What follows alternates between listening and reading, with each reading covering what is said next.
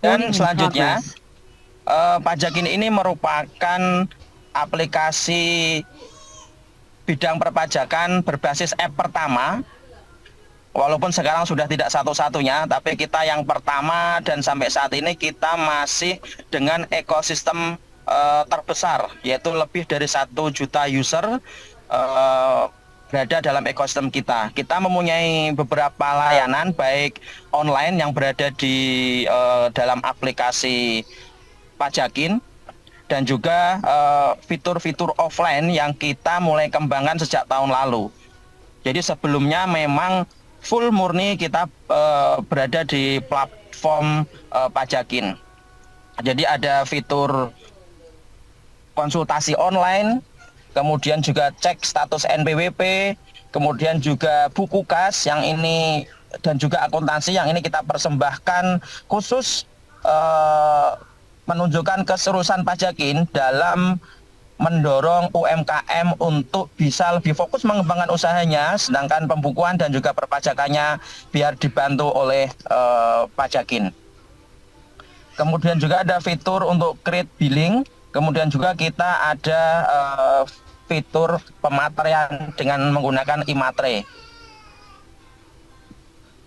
Lanjut. Ini adalah fitur-fitur online kita. Nah, dari fitur-fitur online itu tampilannya bisa dilihat, nanti juga kawan-kawan Pajakener sekalian juga bisa mendownload sendiri yang belum mendownload, tapi saya yakin dari 650 ini semuanya sudah mendownload aplikasi Pajakin, sehingga harapannya betul-betul bahwa kita Pajakin bisa betul-betul membantu para Pajakener sekalian dalam memenuhi kewajiban perpajakannya dan juga memperoleh hak-haknya. Ini hanya dengan 3 langkah para Pajakener sekalian bisa melakukan konsultasi secara online dimanapun untuk kemudian bisa mendapatkan informasi perpajakan dari konsultan Pajakin. Kemudian yang selanjutnya fitur cek NPWP. Ini memungkinkan Pajakener sekalian untuk mengecek apakah lawan transaksi, apakah NPWP tertentu itu valid atau tidak. Jadi ketika melakukan transaksi kemudian dikasih NPWP-nya, kita bisa mengecek di fitur ini apakah betul ini NPWP yang bersangkutan valid tidaknya, begitu ada informasi bisa didapatkan di sini. Kemudian juga ini fitur catat kas yang tadi kami sampaikan, ini bisa terintegrasi langsung dengan, jadi dengan mencatatkan transaksinya di dalam aplikasi Pajakin di fitur catat kas. Setelah selesai penjualannya dalam bulan tertentu, nanti di awal bulan berikutnya setelah selesainya di bulan tersebut, masa tersebut, tinggal pencet create billing, nanti akan terbuat billingnya untuk pajak PPh pasal 4 ayat 2-nya, yaitu yang 0,5% dari omset itu. Kemudian juga langsung bisa dilakukan pembayaran melalui aplikasi Pajakin dengan QRIS. Jadi hanya dengan 3 langkah para pelaku usaha UMKM bisa dibantu pencatatan transaksinya, pencatatan kasnya, kemudian juga langsung pembuatan billingnya dan juga pembayaran pajaknya. Kemudian juga ini ada fitur baru kita, fitur akuntansi. Hanya dengan 5 langkah kawan-kawan Pajakener semua bisa menggunakan fitur akuntansi ini. Ini lagi-lagi respon dari permintaan para pelaku usaha UMKM untuk gimana nih kalau cuman catat kas, kita belum ada lampiran laporan keuangannya untuk dibuat laporan SPT tahunan seperti itu. Jadi ini juga merupakan respon dari permintaan dari kebutuhan para pelaku UMKM untuk bisa melakukan kewajiban perpajakannya, yaitu pelaporan SPT ini nanti bisa dilampirkan, dan juga tentu adalah bisa mengontrol dari masa ke masa soal kondisi keuangan, kondisi laporan keuangannya. Kemudian ini create billing, ini kita bisa melakukan baik secara satuan maupun secara massal untuk membuat billingnya. Hanya dengan 6 langkah. Lanjut. Nah, ini adalah fitur iMatre kita, fitur iMatre Pajakin yang ini fitur baru, tapi alhamdulillah kemarin karena momentumnya pas, momentumnya pendaftaran CPNS dan P3K, karena diwajibkan menggunakan pematerian dengan iMatre, maka alhamdulillah kemarin kita sudah membantu lebih dari 100.000 para pendaftar pejuang CPNS dan P3K untuk melengkapi berkasnya melalui aplikasi Pajakin. Jadi memang kita ingin memberikan manfaat, ingin memberikan kemudahan kepada para pajakiner sekalian untuk kemudahan dalam melakukan kewajiban-kewajiban perpajakannya. Nah, ini fitur-fitur online tadi, dan ini juga akan segera hadir, ada e-filing, nanti melalui aplikasi Pajakin juga dimungkinkan, ini sedang kita kembangkan, jadi bisa melapor melalui aplikasi Pajakin, kemudian juga e-book pot, dan lain sebagainya. Nah, selain fitur-fitur online tersebut yang sudah memang digunakan oleh banyak sekali user, lebih dari 1 juta user sudah menggunakan aplikasi Pajakin, kita mulai 2022 kemarin juga memberikan layanan offline. Ini adalah untuk mengakomodir para pajakiner sekalian yang case-nya case kompleks. Jadi tidak bisa selesai hanya melalui konsultasi secara online yang ya tentu ada batasan jangkauannya begitu. Misalkan orang yang sedang dilakukan pemeriksaan tentu ingin ada pendampingan, yang sedang mendapatkan P2DK. Kadang kalau sifatnya tidak kompleks bisa selesai dengan kita asistensi melalui aplikasi Pajakin.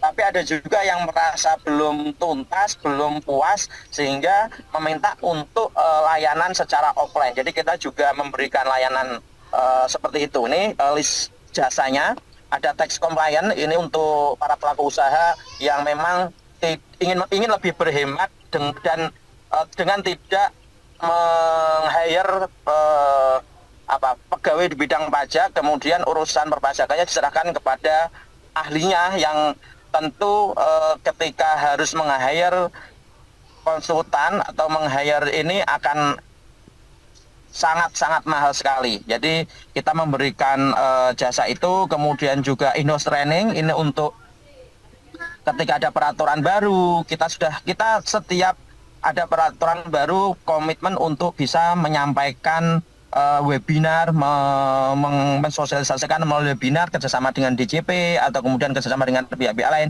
Tapi memang apabila butuh pendetilan, kita juga bisa kemudian diminta untuk memberikan in-house training ke perusahaan para pajakiner sekalian. Kemudian tadi tax litigation, kemudian juga untuk klarifikasi ke kantor pajak, kemudian tax advisory, kemudian tax review, dan juga kami juga ini untuk perusahaan-perusahaan yang melakukan transaksi afiliasi, punya hubungan istimewa, kemudian melakukan transaksi begitu. Ini kita juga memberikan jasa pembuatan transfer pricing dokumen. Nah, itu beberapa layanan offline yang juga kami tawarkan kepada para pajakiner sekalian. Apabila layanan online dirasa masih belum terselesaikan atau terpuaskan, tapi kami berusaha agar permasalahan-permasalahan pajak bisa tuntas melalui layanan online Pajakin.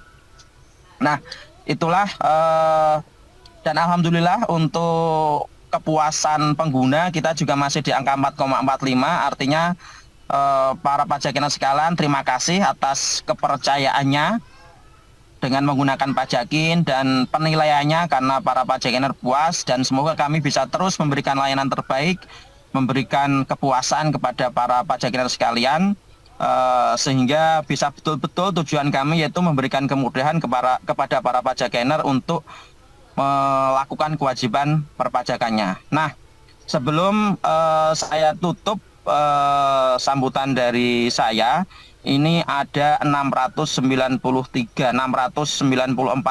orang yang sudah terkumpul dari Sabang sampai Merauke. Saya mohon kita berdoa sejenak untuk bangsa kita tercinta yang ini sedang menghadapi pemilu yang mudah-mudahan nanti bisa berjalan dengan damai, berjalan dengan baik, dengan ya semuanya baik-baik saja dan tentu kita berharap negeri ini semakin baik, semakin maju ke depan dan juga mudah-mudahan kondisi global ada perang Palestina Israel kemudian juga Rusia Ukraina bisa segera terselesaikan dengan jalan damai dan ya dunia kita bisa betul-betul berjalan dengan damai. Kita doa sejenak sesuai dengan agama dan kepercayaan kita masing-masing.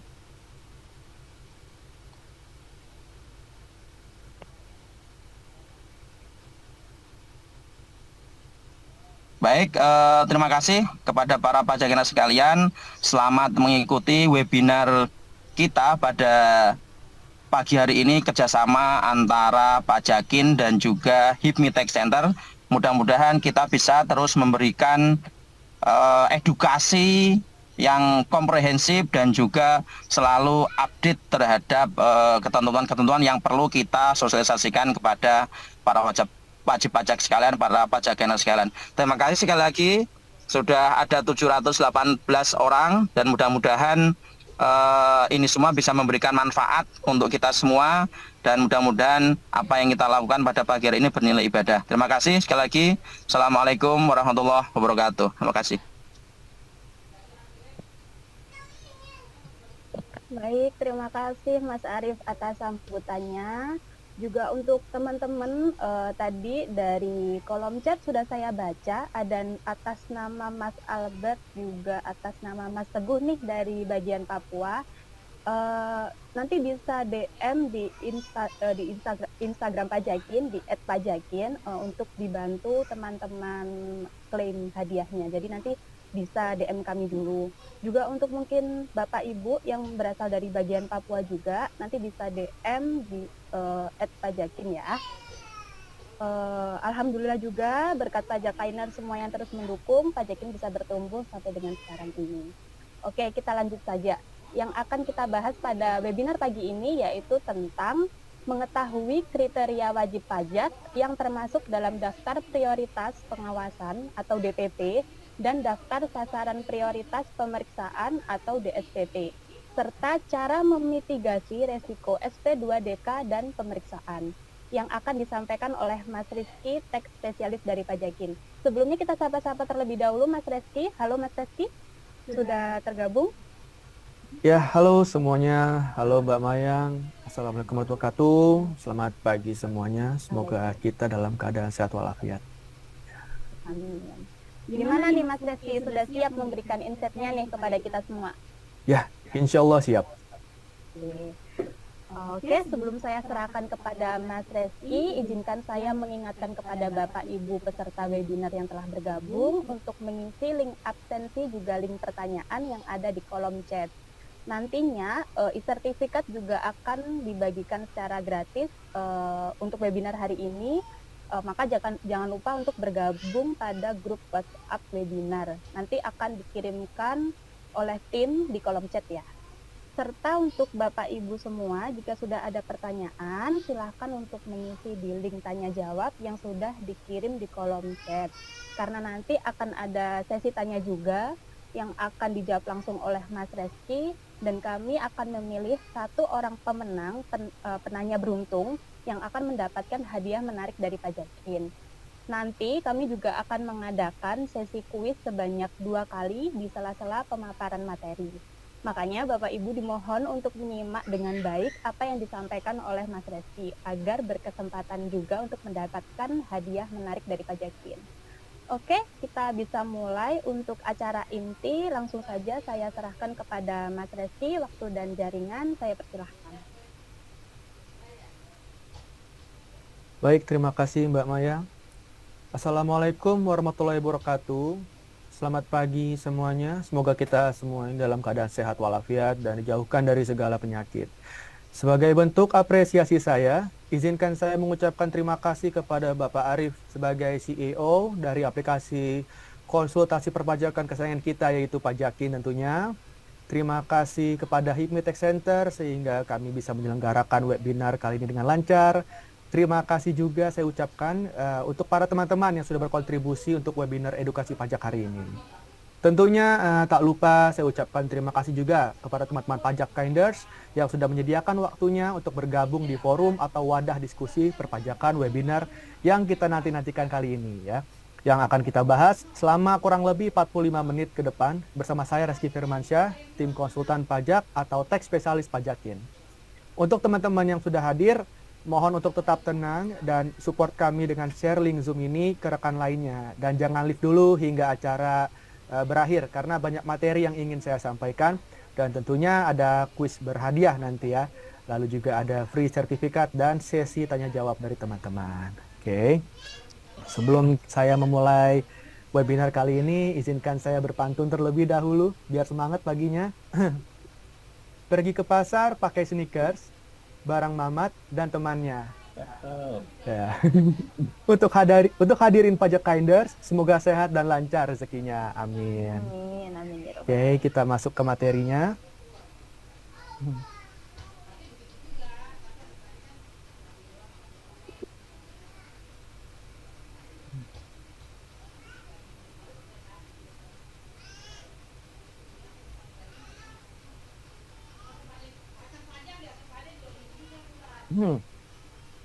Ya. Jadi materi webinar kali ini adalah mengetahui kriteria wajib pajak yang termasuk dalam daftar prioritas pengawasan atau DPP ya kita singkat.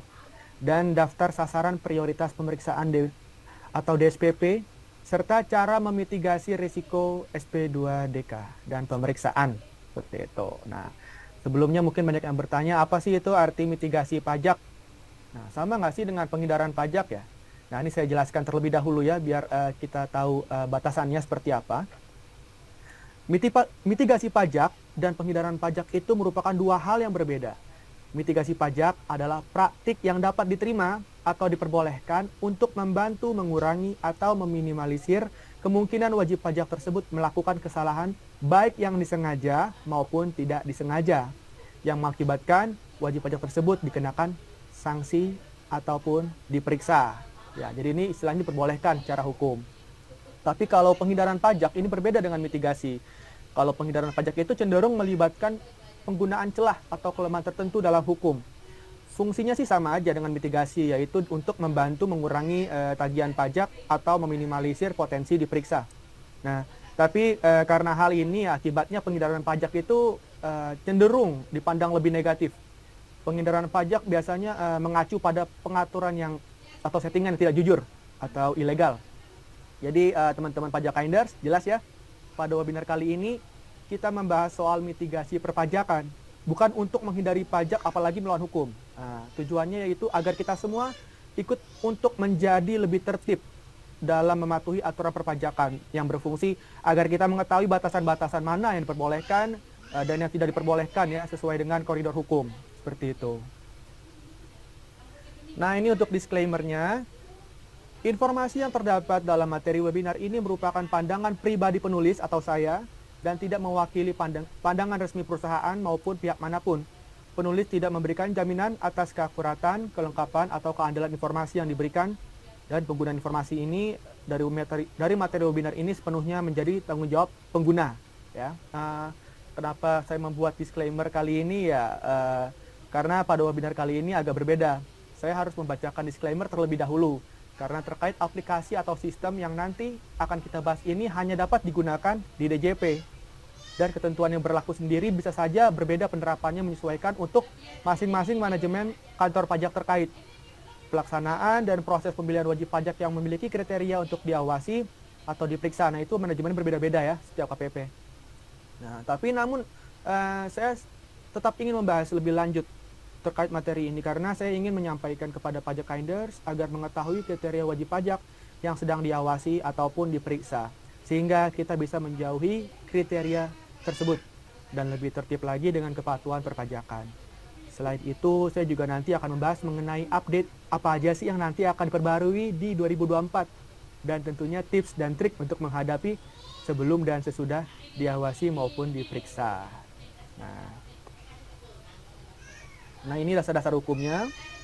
Ya, bisa dibaca ada SE 01, PJ 2012, ada SE 39, PJ 2021, ada PMK nomor 184, garis miring PMK 01, garis miring 2019. Dan terakhir ada SE 05, PJ, garis miring PJ, garis miring 2022. Ya, ini mengenai pengawasan kepatuhan wajib pajak dan compliance risk management yang nanti akan kita bahas lebih lanjut. Nah, ini aplikasi AppReweb.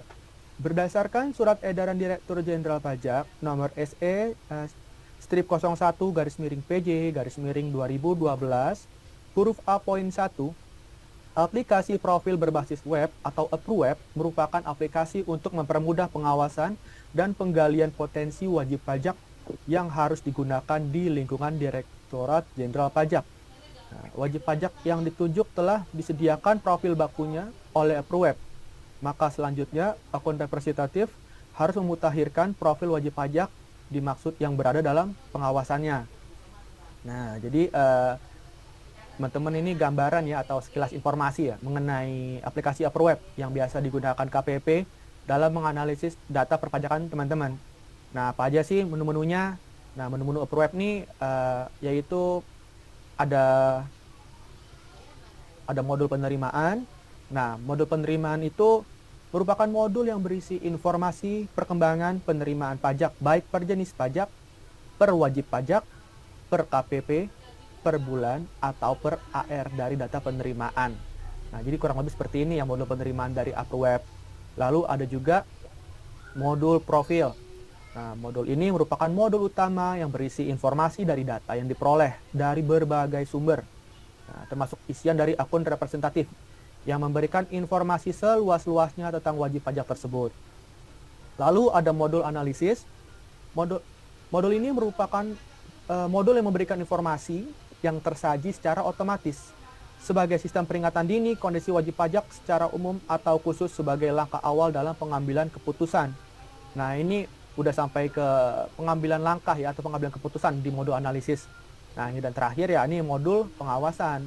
Nah, modul pengawasan AppReweb ini merupakan modul yang memberikan informasi kegiatan penggalian potensi yang dilakukan oleh akun representatif dan pengawasan lainnya. Nah, nanti kita bisa sampai ke modul pengawasan. Dari sini nih AR bisa menelaah sekiranya siapa sih yang masuk kriteria-kriteria yang wajib diteliti. Seperti itu. Nah, yang ini adalah transformasi sistem administrasi DJP, Pre-Populated Data. Nah, ini saya bacakan. Kementerian Keuangan berencana untuk mentransformasi sistem informasi data saat ini ke sistem yang dinilai bisa membaca lebih banyak data, sehingga mempermudah DJP melakukan pengawasan. Nah, Suryo Utomo, Direktorat Jenderal Pajak Kementerian Keuangan Republik Indonesia menjelaskan, melalui sistem tersebut, para wajib pajak tak perlu lagi mengisi data dalam SPT pajak karena DJP sudah memasukkan data para wajib pajak ke dalam sistem. Nah, wajib pajak hanya perlu mencocokkan data. Aplikasi dengan fitur data pre-populated tersebut akan diluncurkan dan berlaku mulai Mei 2024. Tapi ini bukan kata saya ya, kata Bapak Suryo Utomo. Nah, data dan informasi yang di-capture sistem akan dituangkan menjadi satu SPT yang pre-populated dan itu akan dimunculkan dalam akun wajib pajak. Jadi wajib pajak tinggal melihat apakah sudah sesuai. Nah, kalau belum ya bisa ditambahin. Nah, tapi kalau misalkan nanti sudah, ya berarti kan tinggal di submit. Seperti itu. Nah, selain itu, Menteri Keuangan, Ibu Sri Mulyani, mengatakan pihaknya sedang mematangkan pembuatan sistem tersebut sebagai upaya dukungan peningkatan potensi penerimaan negara. Nah, sembari menunggu adanya sistem tersebut, hingga sekarang Sri Mulyani akan tetap memaksimalkan Sistem Informasi Direktorat Jenderal Pajak atau SIDJP untuk pengelolaan sistem perpajakan.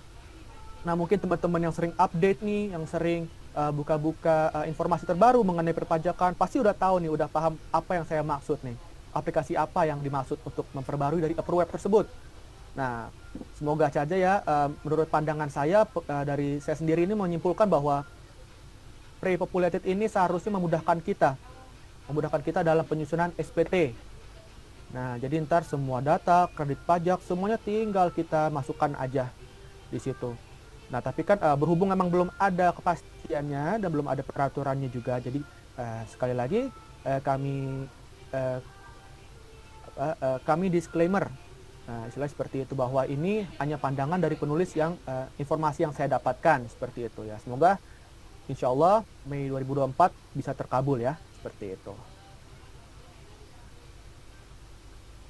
Nah, ini teman-teman perlu disimak nih. Compliance Risk Management. Compliance Risk Management yang selanjutnya disingkat CRM adalah suatu proses pengelolaan risiko kepatuhan wajib pajak yang dilakukan secara terstruktur, terukur, objektif, dan berulang dalam rangka mendukung pengambilan keputusan terbaik DJP, meliputi tahapan kegiatan persiapan, penetapan konteks, analisis risiko, strategi mitigasi risiko, dengan menentukan pilihan, perlakuan atau treatment, serta monitoring dan evaluasi atas risiko kepatuhan. Nah, jadi ini yang di bold nih. Singkat kata, CRM akan menjadi landasan menuju implementasi. Artinya apa? Semua aplikasi, semua pembaruan, semua inovasi yang ada di DJP harus melalui CRM, ya. Jadi teman-teman perlu menyimak ini gitu untuk mengetahui bagaimana sih suatu aplikasi itu dikatakan bisa digunakan untuk inovasinya dari KPP tersebut, dari DJP tersebut melalui Compliance Risk Management. Ya, seperti itu. Implementasi Compliance Risk Management atau CRM dan Business Intelligence digunakan untuk berbagai kegiatan seperti ekstensifikasi, pelayanan, dan edukasi perpajakan, pengawasan, pemeriksaan, penagihan. Ya, pokoknya ini semua terkait kegiatan perpajakan ya, compliance dan litigasi.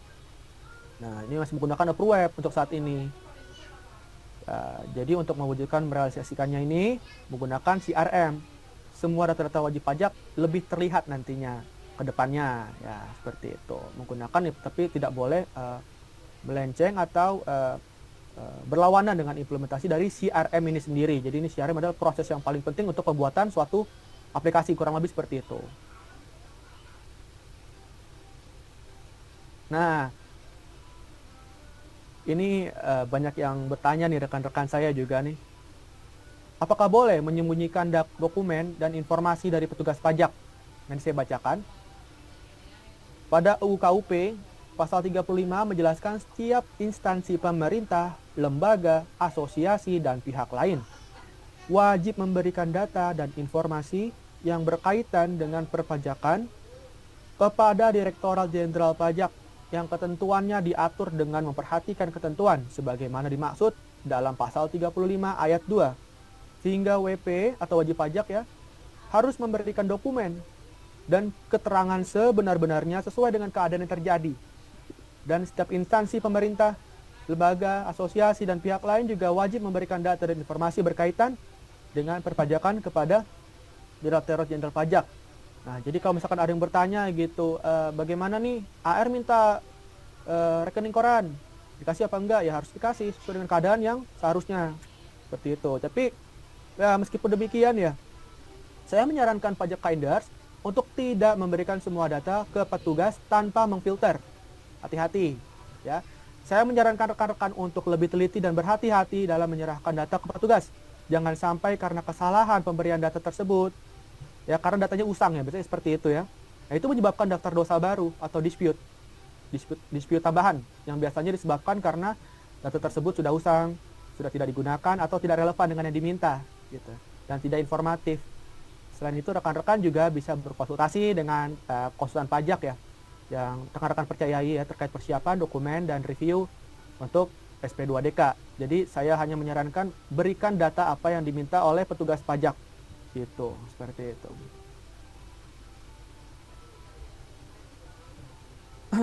Nah, lalu yang menjadi pertanyaan, apakah semua petugas DJP bisa mendapatkan akses semua informasi terkait wajib pajak dengan mudah dan kapanpun? Nah, ini sering menjadi pertanyaan juga nih. Kan DJP bisa mengakses semua data dan informasi dari sistem milik mereka sendiri ya, sistem SIDJP namanya. Tetapi kenapa WP harus mengumpulkan dan menyiapkan semua permintaan yang tertuang di SP2DK? Nah, kan mereka punya data ya, tapi kok minta penjelasan ya, seperti itu kan. Nah, ini saya bacakan. Berdasarkan PMK nomor 184, PMK 01 garis miring 2019 tentang perubahan atas peraturan Menteri Keuangan nomor 166 garis miring PMK 01 garis miring 2016 tentang organisasi dan tata kerja kantor pengelolaan data dan dokumen perpajakan, mengatur unit pelaksana teknis Direktorat Jenderal Pajak di bidang pengolahan data dan dokumen yang berkaitan dengan perpajakan yang diberikan oleh instansi pemerintah, lembaga, asosiasi, dan pihak lain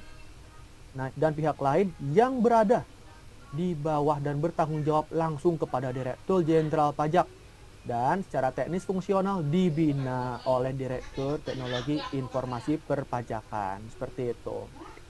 Jadi, dapat disimpulkan dari peraturan tersebut, perihal akses data-data pribadi milik wajib pajak ini merupakan data-data yang diterima dari eksternal atau unit khusus analisis pajak yang bertugas melakukan pengolahan, penyajian, dan analisis data untuk mengukur kepatuhan pajak, menghitung potensi pajak, dan mengidentifikasi proses bisnis dan modus ketidakpatuhan pajak yang dapat dimanfaatkan oleh unit kerja di lingkungan DJP. Dan tidak sembarang orang bisa mengakses, termasuk dari air dari KPP tersebut. Petugas pajak sendiri perlu mendapatkan persetujuan untuk mengakses data-data tersebut dan mendapatkan izin dari lembaga terkait sesuai ketentuan yang berlaku. Nah, jadi meskipun DJP dapat memiliki izin untuk mengakses informasi yang dibutuhkan dari WP, tetapi DJP juga membutuhkan klarifikasi dan validasi terkait data yang diterima tersebut. Sehingga inilah fungsinya SP2DK, yaitu untuk melakukan validasi data ya atau klarifikasi yang diperoleh DJP melalui suatu basis data DJP yang DJP miliki ya. Jadi rekan-rekan pajak Kaindar sudah mengetahui bahwa sekarang semuanya melalui komputer ya. Dan ini bisa lebih tajam analisis mereka. Gitu. Jadi bisa dibilang ya akurat lah untuk menyasar atau mencari objek wajib pajak yang sekiranya berpotensi untuk diperiksa atau diteliti. Nah, seperti itu. Nah, ini pertanyaan sebaliknya nih. Kalau DJP bisa mengakses semua data kita, nah, apakah wajib pajak bisa mengakses data-data dari CRM tersebut? Nah, masih ingat tadi CRM artinya apa ya? Suatu aplikasi yang terintegrasi ya. Nah, ini jawabannya. Untuk saat ini, sayangnya CRM belum bisa diakses oleh wajib pajak. Tapi nanti ada kemungkinan kedepannya DJP membuat sistem pembaruan untuk taxpayer account. Nah, sehingga apa yang bisa dilihat DJP juga bisa dilihat oleh wajib pajak. Ya, semoga bisa terjadi ya. Dan ini juga untuk mengurangi praktik-praktik ya, seperti itu. Namanya keterbukaan.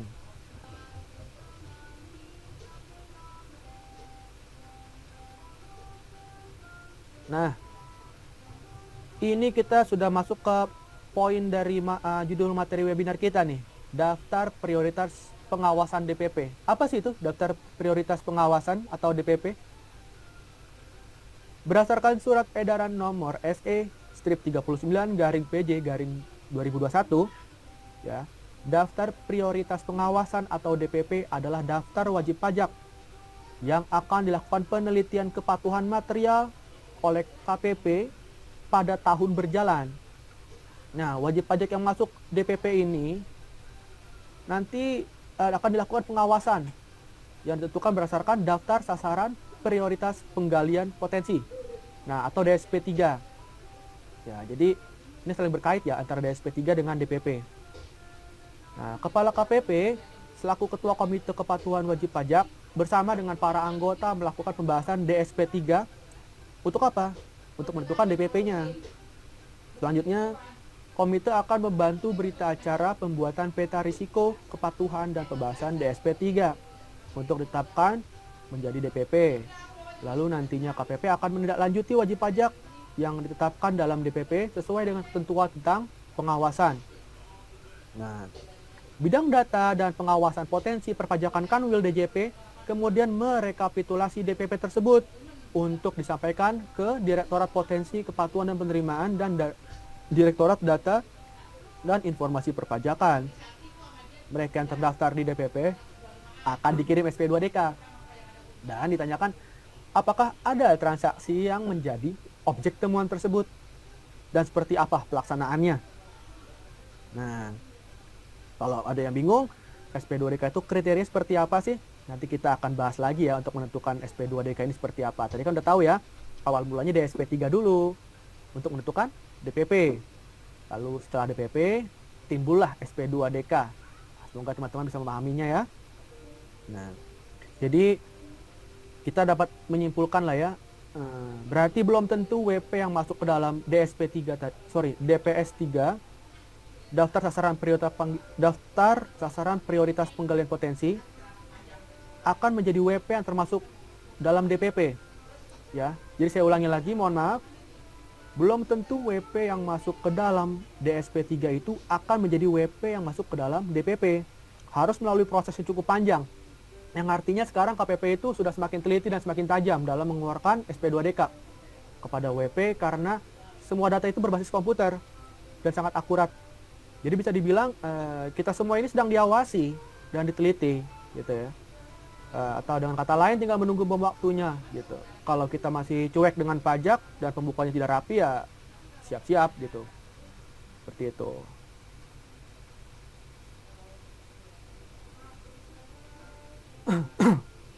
Ya, tadi mungkin ada yang bertanya, bagaimana itu SP2DK dan seperti apa sih metode yang mereka lakukan? Nah, ini dasar dan sumber data SP2DK.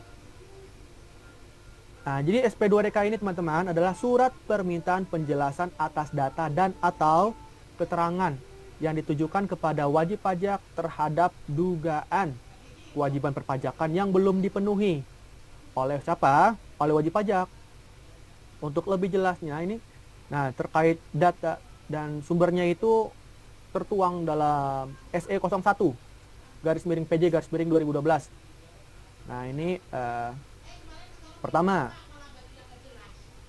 hasil kunjungan kerja ke wajib pajak visit atau visit.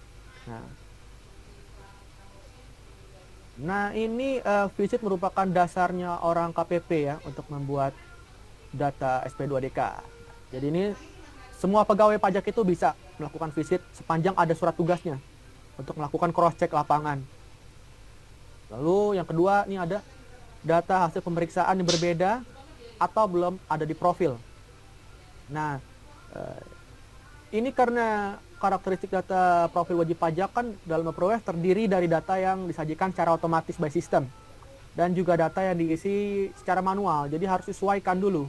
Disesuaikan itu atau dengan kata lain itu dimutakhirkan secara manual oleh si wajib pajak apabila terdapat data baru atau data yang sudah tidak valid.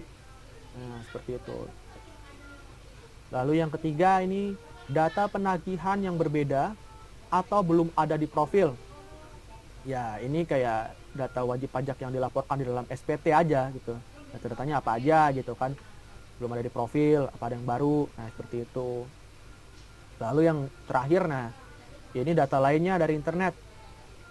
Nah ini kalau internet ini namanya ILAP ya. ILAP itu artinya instansi pemerintah, lembaga, asosiasi, dan pihak lain.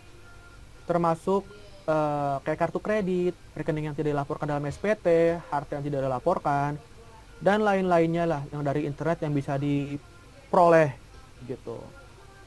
Termasuk teman-teman yang mungkin flexing atau pamer, nah seperti itu bisa juga dijadikan temuan oleh pihak KPP. Jadi tidak melulu melalui web ya, bisa juga melalui dari ILAP. Nah seperti itu.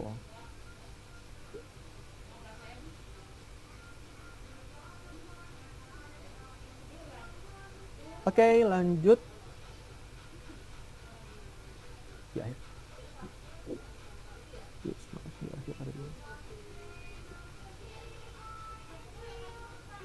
kuisnya. Oke, teman-teman, ini kita kuis dulu. Akan dibawakan oleh Mbak Mayang. Oke, saya kembalikan ke Mbak Mayang. Oke, waktunya kuis nih teman-teman. Terima kasih sebelumnya untuk Mas Reski telah menyampaikan separuh dari materinya ya, kurang lebih. Untuk kuisnya bisa saya bacakan pertanyaannya.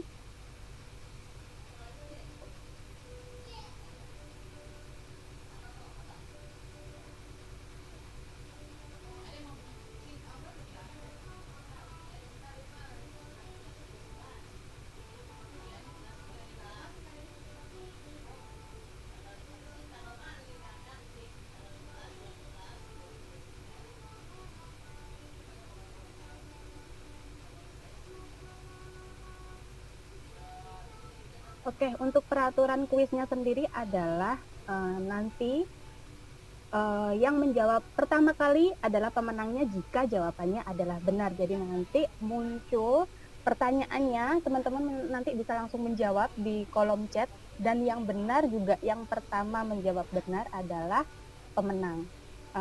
Untuk kuis ini bisa dilanjutkan oleh tim. Silakan. 3, 2, 1.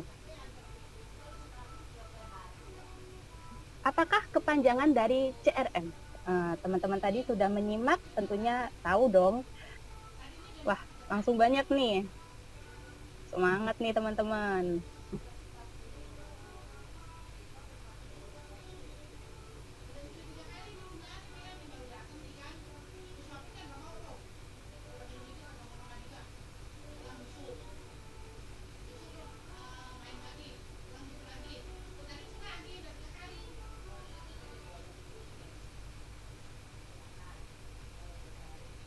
Oke, saya hitung mundur. 10, 9, 8, 7, 6, 5, 4, 3, 2, 1. Untuk jawabannya adalah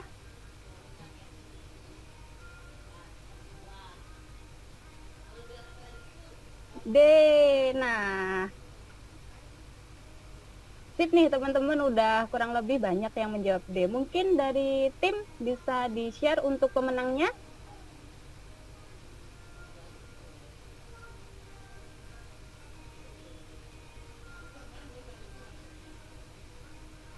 Oke, pemenangnya adalah atas nama Mas Fikih Firmansyah.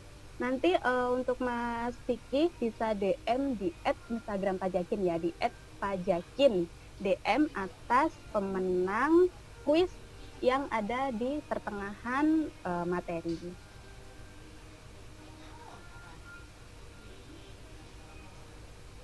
Terima kasih untuk teman-teman, bisa kita lanjutkan. Untuk materinya saya kembalikan ke Mas Reski. Silakan Mas Reski.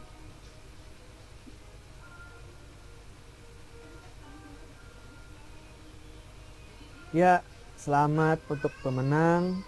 Ya, semoga hadiahnya bermanfaat buat Mas ya tadi ya, Mas apa? Mas Vicky. Nah, Mas alhamdulillah selamat Mas Vicky. Ya. Untuk teman-teman yang lain jangan leave dulu nih, kita ntar ada kuis lagi dan pemilihan penanya terbaik seperti itu. Oke. Teman-teman udah mengetahui alhamdulillah ya, tadi jawabannya udah banyak yang benar ya. Compliance Risk Management sebagai suatu integrasi yang akan diimplementasi untuk setiap aplikasi dari DJP ya. Lalu teman-teman juga sudah mengerti apa itu tadi dari daftar prioritas pengawasan ya, yaitu untuk mendapatkan data-data wajib pajak yang sekiranya akan dikirimkan SP2DK ya, seperti itu. Yaitu seperti kayak melakukan kunjungan, lalu juga pemeriksaan di kolom profil, dan juga melalui dari internet. Nah, seperti itu data-data dari SP2DK. Itu berdasarkan SE01 PJ 2012. Nah, setelah SP2DK, kita akan membahas pemeriksaan. Nah, kalau pemeriksaan tuh menempelnya pada ini, teman-teman. Daftar sasaran prioritas pemeriksaan atau DSPP.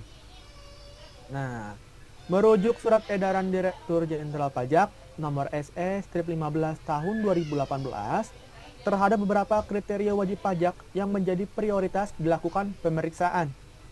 Ya. Apa? Nah, ini perlu dicatat ya teman-teman ya. Pertama, wajib pajak yang telah diberikan pengembalian pendahuluan kelebihan pembayaran pajak sebagaimana dimaksud dalam pasal 17C. Wajib pajak 17C ini adalah wajib pajak yang memiliki persyaratan tertentu. Dan pasal 17D WP kriteria tertentu. Dan juga pasal 9 ayat 4C Undang-Undang KUP, yaitu WP yang berisiko rendah. Nah, ini semuanya ada persyaratannya. Cuma saya nggak bahas lebih lanjut di sini karena panjang. Dan lalu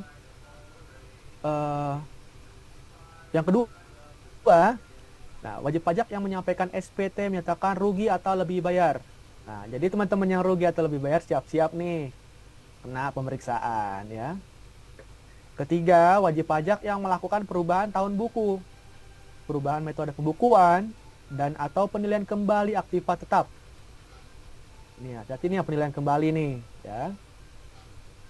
DSPP menjadi dasar bagi Kepala KPP untuk mengusulkan pemeriksaan rutin dan atau pemeriksaan khusus atau Riksus ya kepada Kepala Kanwil DJP. Selanjutnya, daftar tersebut akan dibahas oleh Komite Perencanaan Pemeriksaan tingkat Kanwil DJP dan Komite Perencanaan Pemeriksaan tingkat pusat.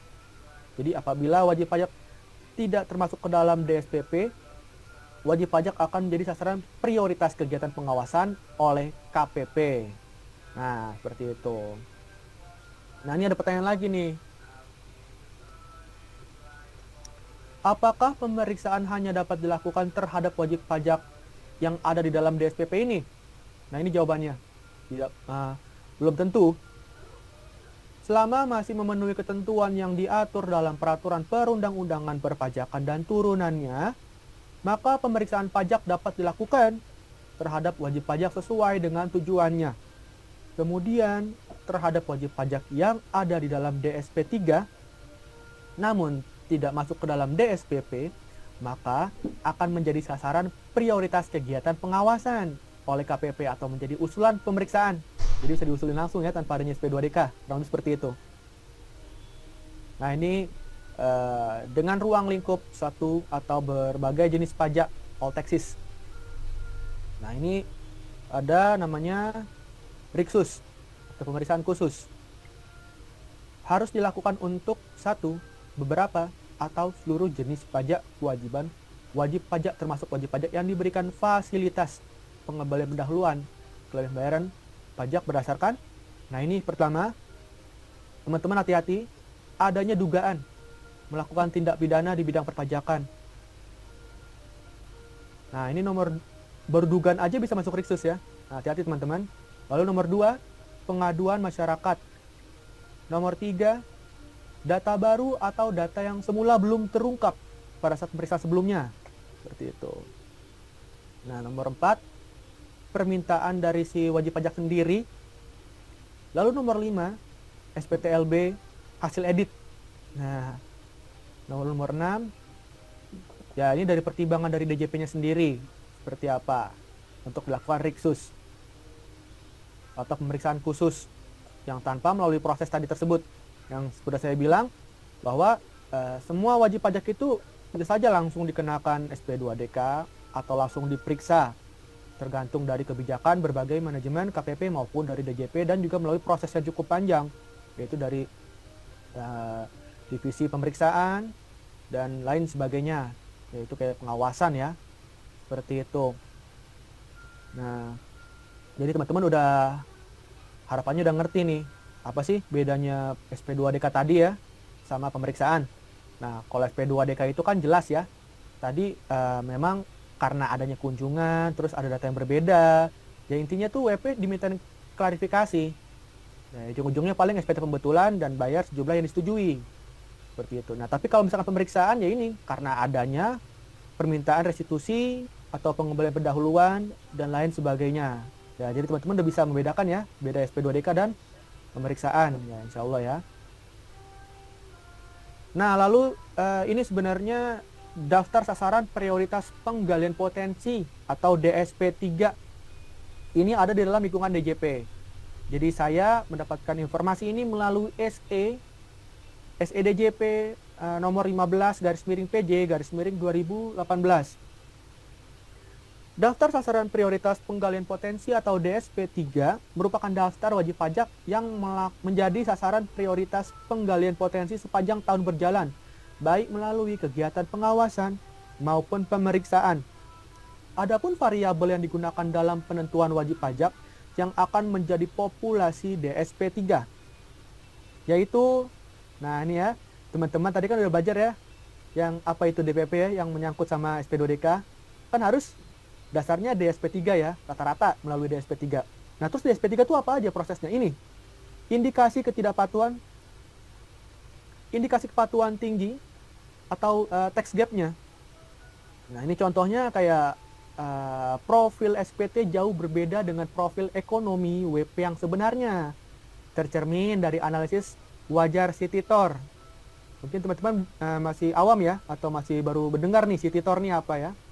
Lalu ada juga melalui GPM atau Gross Profit Margin, dan ada NPM, Net Profit Margin. Nah ini, nanti itu akan dibandingkan dengan industri sejenis.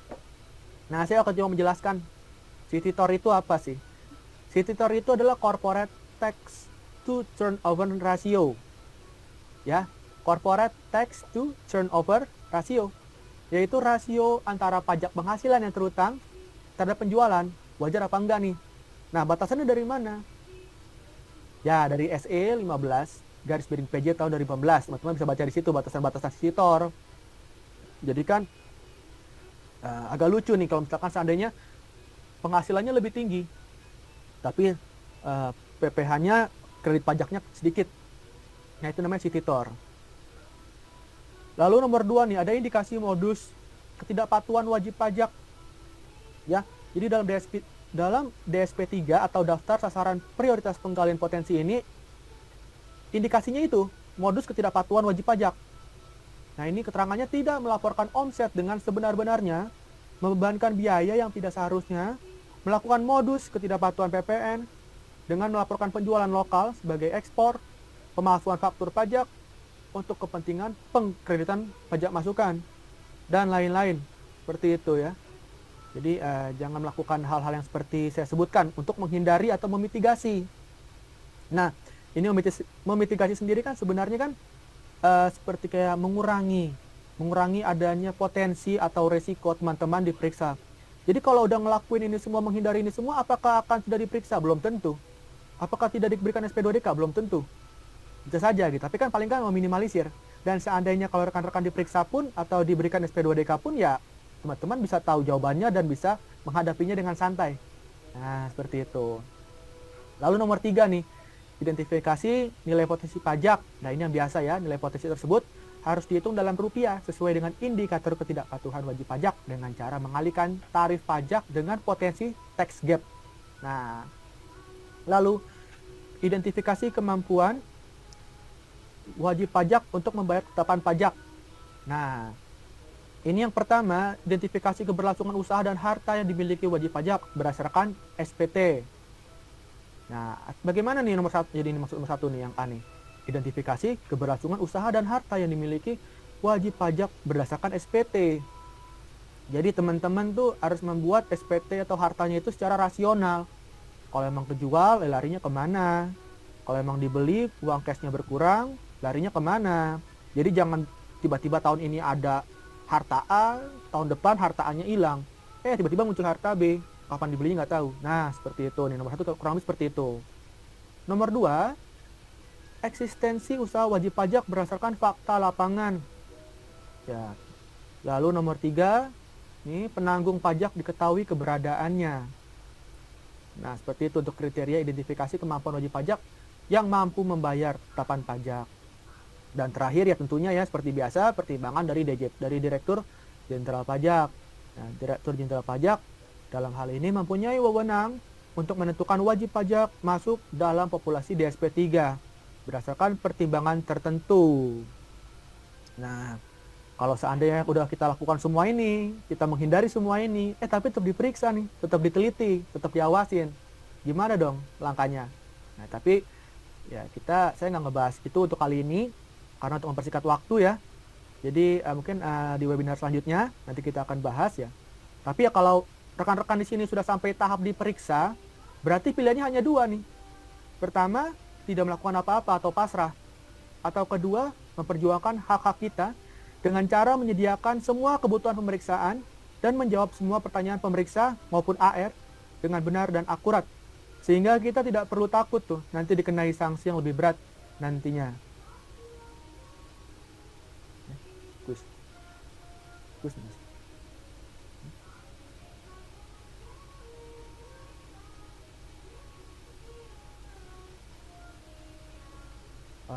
Oke.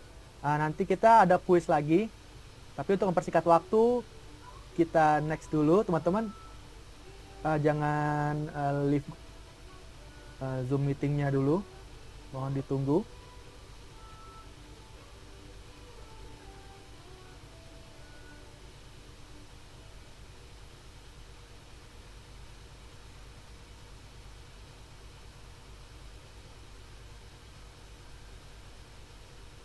Lalu ini nih adalah variabel terakhir dari materi webinar saya, mitigasi, cara memitigasi resiko SP2DK dan pemeriksaan. Nah ini kalau teman-teman sering nonton atau ikutan seminar-seminar seperti ini ya pasti udah tahu ya, dan mungkin beberapa teman kayak kok ini lagi ya. Nah seperti itu. Tapi ya sebisa mungkin saya memberikan insight yang baru untuk teman-teman nih, cara memitigasi risiko. Nah ini saya bilang mitigasi ya, jadi bisa saja walaupun teman-teman melakukan ini masih bisa diberikan SP2DK dan SP2 pemeriksaan, surat perintah pemeriksaan. Nah, pertama saya menyarankan buat teman-teman itu membuat text planning yang baik dan diperbolehkan secara hukum. Nah dalam berbisnis kita tuh nggak boleh lupa, harus memahami ketentuan perpajakan seperti kayak KUP, UU PPH, UU PPN, UU HPP, peraturan pemerintah, PRDJP, PMK, KMK, banyak ya. Nah, apabila terasa sulit aturan-peraturan tersebut dan teman-teman merasa pusing, ya bisa lah ya pusingnya dibagi-bagi ke tim konsultan yang sudah ahli dan berpengalaman dalam perpajakan maupun keuangan Anda. Jadi ya memang menurut saya sendiri itu menggunakan konsultan memang membutuhkan biaya tambahan juga ya. Tapi kan tentunya kita memperoleh banyak manfaat dari konsultan tersebut. Atau ya sekedar berteman pun juga nggak apa-apa dengan konsultan. Jadi paling nggak bisa tahu nih update peraturan, namanya pajak itu kan peraturan kan sering berubah dan cepat. Seperti itu. Jadi teman-teman tuh nggak perlu takut lagi deh dalam mengambil langkah gitu. Dan keputusannya sudah sesuai dengan koridor hukum yang berlaku terkait masalah keuangan dan akuntansi.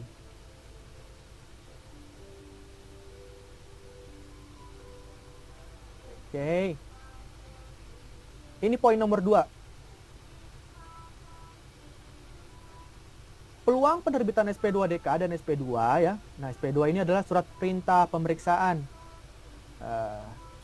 Akan rendah jika laporan keuangan dan keseluruhan SPT yang dilaporkan wajib pajak sudah match. Match itu artinya apa ya? Equal atau sama atau ekualisasi. Hal ini memberikan bukti bahwa wajib pajak telah patuh pada ketentuan perpajakan.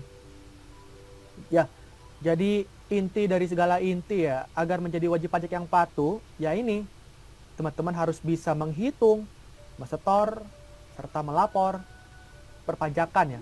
Atau kita tuh biasa tuh nyebutnya dengan tax compliance atau kepatuhan pajak. Jadi jangan menunggu dikirimi surat cinta dulu, baru diperbaiki serapi mungkin. Nah, jadi namanya administrasi itu semuanya harus lengkap, dokumen-dokumen harus lengkap paling tidak 10 tahun ke depan. Seperti itu. Nomor 3, mengumpulkan bukti potong sebagai kredit pajak SPT tahunan. Nah ini teman-teman yang nanya nih, loh kan kredit pajak ini kan mengurangi SPT kita, kalau kita nggak kumpulin mah kenapa? Masalahnya di mana? Nah itu banyak yang jadi pertanyaan seperti itu. Kan justru kan pajak yang kita bayarkan lebih besar, karena kita nggak punya kredit pajak, otomatis nguntungin KPP dong. Ya iya, memang betul. Tapi ini jadi bumerang juga buat kita. Bukti potong ini sangat diperlukan untuk menjadi kredit pajak SPT tahunan. biar kita bayar PPh-nya itu nggak mahal, nggak terlalu berat karena adanya kredit pajak, dan membuktikan bahwa kita sudah taat pajak. Nah, jadi seluruh penghasilan kita itu sudah dikenakan pajak gitu. Kalau belum dikenakan, minta tolong dikenakan gitu kan. Nah, maka penghasilan yang tidak ada bukti tersebut bisa jadi akan ditelusuri oleh pemeriksa. Bener nggak sih ini penghasilan saudara bukan dari sesuatu yang itu? Karena nggak ada nama pemberi penghasilannya dan nggak diketahui juga penghasilannya itu diberikan karena apa. Jadi itulah fungsinya bukti potong kredit pajak. Jadi jangan disepelekan. Kalau tidak ada, minta tagih ke rekan-rekan. Nah, seperti itu. Lalu nomor 4, SP2DK dan SP2 berpeluang sangat tinggi diterbitkan jika pelaporan PPN dan PPh tidak sesuai. Apabila ditemukan perbedaan atau ketidaksesuaian, SP2DK dapat diterbitkan oleh kantor pajak untuk memperoleh penjelasannya atas perbedaan tersebut. Nah, jadi teman-teman ini juga nih, kalau bikin SP tahunan badan tuh kan ada namanya gaji, ada honorarium, ada biaya transportasi ya. Kalau biaya-biaya yang di SPT itu, di SP tahunan badan. Nah, terus juga ya dipastikan udah terpotong dengan baik nggak PPh-nya gitu. Terus nanti kalau misalkan penyerahan ya disandingkan juga dengan pajak keluarannya, PPh-nya bagaimana, udah sama belum, udah equal belum. Nah, kalau nggak equal biasanya itu langsung dikasih klarifikasi, minta klarifikasi ke WP terkait. Nah, seperti itu. Lalu nomor 5 ini yang paling penting, memisahkan rekening pribadi dengan rekening perusahaan. Ketahui dengan betul aliran dana dari rekening Anda yang keluar yang masuk tuh untuk apa. Ya. Perhatikan unsur pinjam meminjamnya dan bunganya. Jadi lihat pos-posnya seperti itu. Pahami betul ya teman-teman tuh kayak pos modal, cash, ngambil duit dari modal, ngambil duit dari cash, PPh-nya apa, kalau CV bagaimana, kalau PT bagaimana. Ya, hati-hati, itu bisa diperiksa juga. Kalau dividen bagaimana cara menghindarinya, tapi dengan sesuai dengan koridor hukum. Gitu. Ya, seperti itu. Nomor 6, nah ini, merespon SP2DK secepat mungkin dan menjaga hubungan yang baik dengan AR. Nah, ini cara meresponnya bagaimana sih? Ada yang tertulis ya. Tertulis tuh misalkan pakai surat, pakai pos gitu kan, atau bisa pakai WA, pakai email, atau datangi kantor pajaknya bila perlu gitu kan. Jadi biar saling mengenal AR.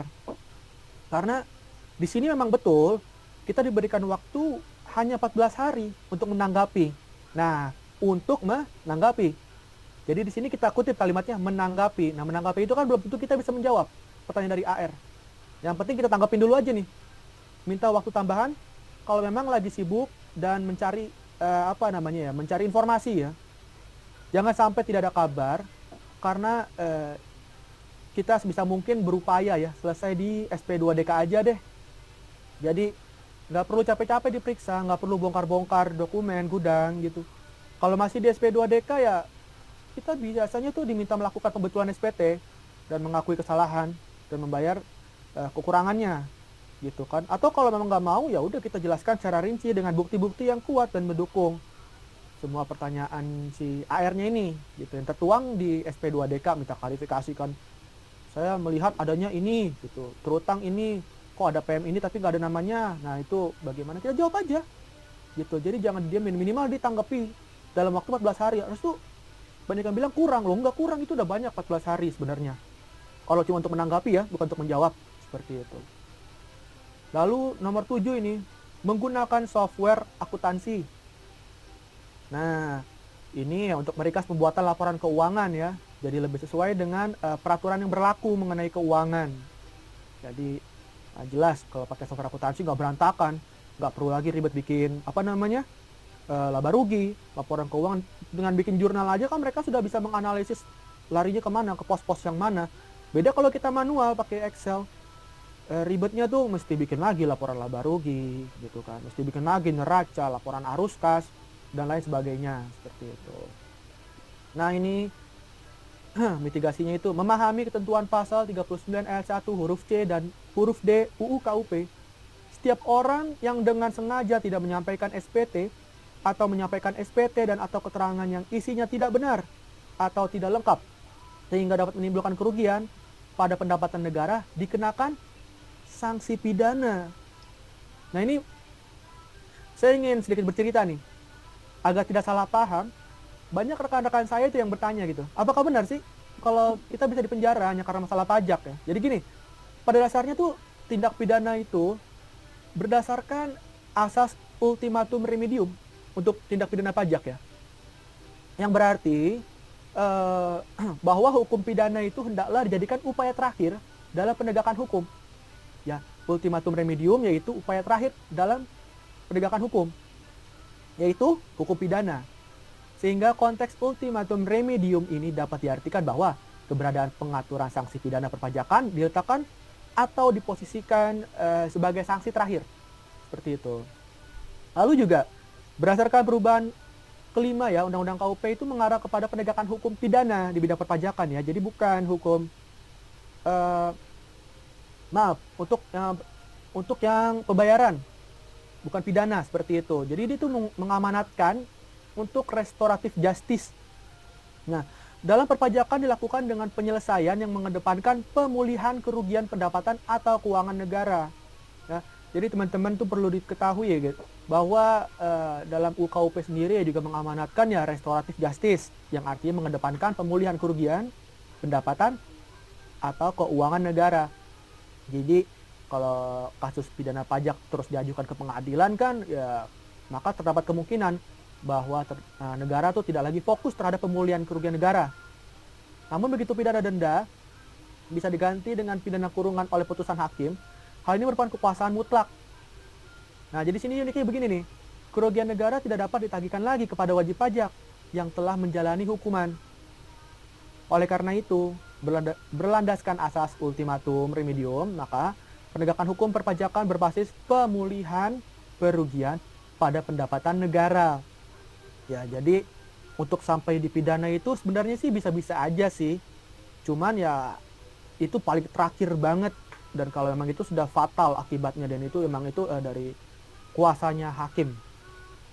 Jadi kalau masih bisa dibayarkan, ya kenapa kita harus pasang badan untuk dipidana ya, seperti itu ya.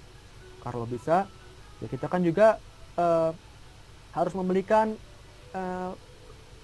keuntungan untuk negara gitu. Jangan sampai kita memberikan kerugian pendapatan atau dari keuangan negara tersebut. Nah, seperti itu, kita turut membantu untuk pembangunan negara. Seperti itu. Bagaimana juga namanya kerugian pasti ada sanksi hukumnya. Lalu nomor 9 nih, menyadari efek domino penelitian atau pemeriksaan. Apa sih efek domino? Nah, efek domino ini biasanya tuh suatu pos dalam akun. Biasanya tahun lalu si WP ini melakukan kesalahan di pos A, pos B, pos C. Nah, tahun depan kemungkinan dilakukan pemeriksaan yang sama. Seperti itu. Jadi sekalinya teman-teman diperiksa, sekalinya teman-teman diteliti, udah gitu jawabannya nggak bagus, udah gitu salah kasih dokumen, atau tidak menanggapi, kedepannya bisa lagi diperiksa lagi, diteliti lagi. Nah, itu namanya efek domino, turun terus sekalinya diperiksa. Nah, bisa jadi, ya teman, kalaupun sudah diperiksa, harap jangan melakukan kesalahan yang sama, baik perhitungan pajak, penentuan tarif. Nah, ini yang paling sering nih, penentuan tarif, banyak yang salah juga, gitu kan. Jadi jangan sampai salah, karena ini efeknya domino. Lalu juga poin 10 ini, bergabung ke suatu komunitas atau grup yang memiliki usaha sejenis. Jadi misalkan teman mempunyai usaha yang istilahnya bisa dibilang baru lah dalam di Indonesia gitu. Nah, teman cari tahu juga grupnya, komunitas seperti apa, bergabung dengan komunitas tersebut. Ya juga pertama teman-teman bisa mendapatkan teman-teman, relasi, dan juga perlindungan hukum. Seperti itu. Jadi teman-teman juga harus bergabung dalam komunitas usaha yang serupa sama teman-teman. Seperti itu. Lalu ini meningkatkan pengetahuan pajak dan update peraturan melalui training dan seminar. Seperti ini. Lalu yang paling, nah ini ini klasik ya, menjauhi kriteria DPP dan DSPP ya. Tadi saya jelaskan bedanya apa dan kriterianya apa, jadi jauhin aja. Lalu ini nomor 13, terakhir, berkonsultasi atau berteman dengan konsultan pajak yang ahli dan mampu memperjuangkan hak wajib pajak sesuai dengan peraturan berlaku. Dan kami dari Pajakin juga menyediakan tenaga ahli perpajakan dan ahli akuntansi keuangan untuk membantu penyusunan laporan keuangan serta perpajakan teman-teman. Seperti itu. Baik, cukup sekian dari saya. Mungkin nanti ada kuis lagi nih kita. Izin saya kembalikan ke Mbak Mayang.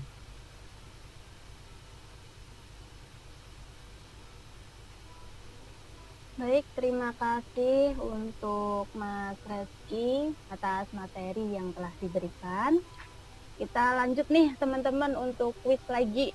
Nah, nanti akan ada 2 kuis dengan peraturan yang sama, yaitu siapa yang menjawab pertanyaannya benar, dan pertama itu adalah pemenangnya. Oke, mungkin peraturan sudah saya bacakan, jangan lupa yang benar dan pertama adalah pemenangnya. Nanti akan ditampilkan lagi oleh tim. Silakan untuk pertanyaannya. 3, 2, 1.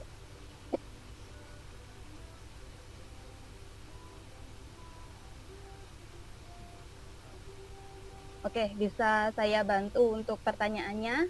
Yang pertama, wajib pajak yang telah diberikan pengembalian pendahuluan kelebihan pembayaran pajak. Yang kedua, wajib pajak yang menyampaikan SPT yang menyatakan rugi atau lebih bayar. Yang ketiga, wajib pajak yang melakukan perubahan tahun buku, perubahan metode pembukuan, dan atau penilaian kembali aktiva tetap. Merupakan wajib pajak yang berpotensi masuk ke dalam daftar. Oke, nanti pasti yang menyimak udah tahu nih untuk jawabannya.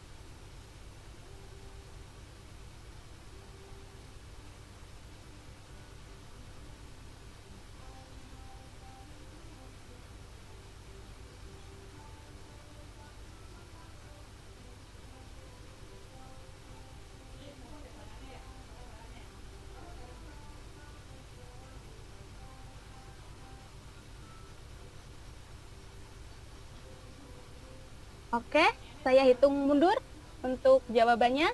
3, 2, 1. Jawabannya adalah A, daftar sasaran prioritas pemeriksaan atau DSPP. Selamat untuk Mas Aditya Mahendra yang telah menang untuk kuis yang kali ini. Nanti Mas Hendra untuk Mas Adit bisa DM di @Instagram Pajakin untuk klaim hadiahnya. Kita bisa lanjutkan ke kuis berikutnya dengan peraturan yang sama untuk yang jawab pertama dan benar adalah pemenangnya. Bisa saya mulai. 3, 2, 1. Apa nama akun Instagram Pajakin? Wah, baru saya sebutkan nih. Tentunya teman-teman tahu dong.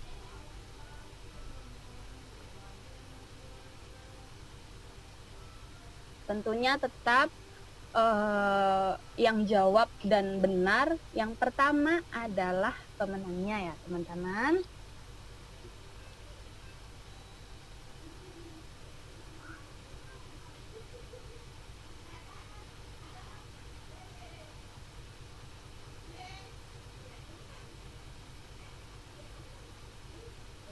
Saya hitung mundur. 10, 9, 8, 7, 6, 5, 4, 3, 2, 1. Oke, untuk yang benar silakan tim. Oke, jawaban yang benar adalah A, Pajakin. Jadi tadi sudah saya jelaskan. Dan selamat untuk Mbak Yeni Solastri, pemenang kuis. Nanti Mbak Yeni Solastri bisa DM di @pajakin di Instagram untuk klaim hadiahnya.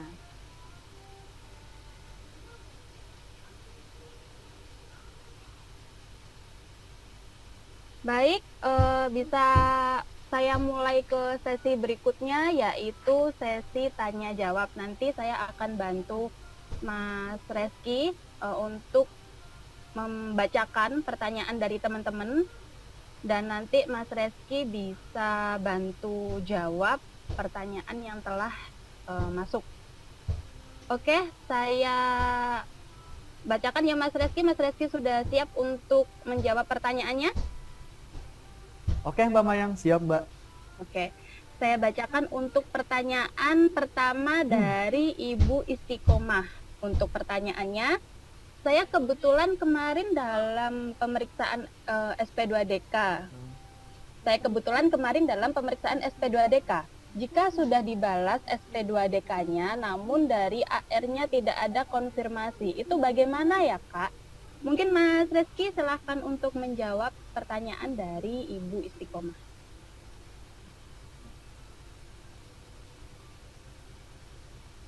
Ya, terima kasih banyak Kak Istiqomah ya untuk pertanyaannya. Saya kebetulan kemarin dalam pemeriksaan pajak ya, seperti itu. Jadi, tapi akhirnya nggak kasih konfirmasi ya.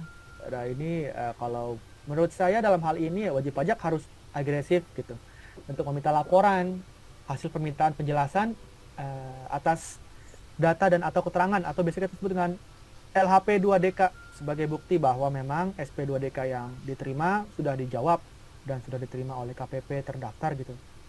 Sehingga jadi kalau misalkan untuk case tersebut sudah selesai atau masih ada yang dipertanyakan lagi apa enggak gitu. Sebenarnya kalau dari ibu sendiri sih udah oke, karena kan sudah membalas dalam kurun waktu 14 hari ya. Nah jadi ya udah dari ibu udah lempar bola, udah nggak ada masalah lagi gitu. Ya tapi ya bisa jadi ya namanya air kan itu kan kadang-kadang kan dipindahkan tempat kerjanya atau ke KPP mana gitu. Jadi ibu harus ya lebih minta respon aja gitu LHP dari kami bagaimana, hasil akhirnya bagaimana. Kalaupun tidak memang mendapatkan respon pun ya sudah berarti ada kemungkinan dari KPP tersebut bahwa ibu sedang baik-baik saja gitu. Ibu dengan sukses dan berhasil memberikan tanggapan yang baik dan langsung menjawab dalam waktu 14 hari. Terima kasih. Baik, terima kasih Mas Reski untuk jawabannya. Mungkin untuk jawaban Mas Reski semoga membantu Ibu Istiqomah. Saya lanjutkan untuk pertanyaan kedua dari Mbak Ainum Nurisa. Untuk pertanyaannya, apa saja kualifikasi BP atau wajib pajak yang mendapatkan SP2DK? Silakan Mas Reski untuk menjawab. Oke. Terima kasih tadi Kak Ainum ya. Nah ini juga pertanyaan bagus nih, kualifikasinya apa aja sih? Nah itu yang pertama itu adanya indikasi ketidakpatuhan. Nah itu atau tax gap. Ya itu yang kayak tadi yang city tour ya, seperti itu.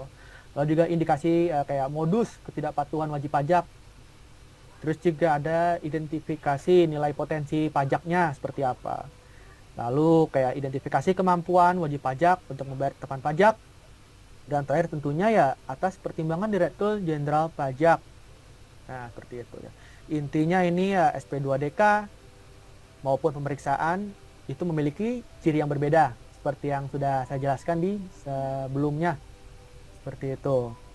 Dan ya kalau masih di SP2DK ya kita menjaga hubungan baik aja.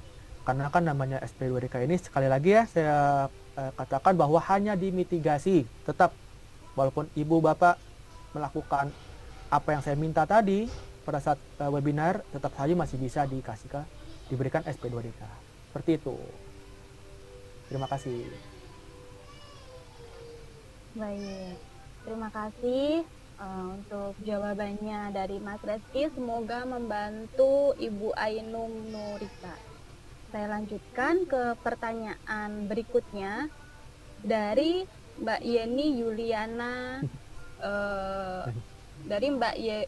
Yuliana Saputri. Untuk pertanyaannya adalah bagaimana cara memitigasi SP2DK? Silakan Mas Reski untuk menjawab.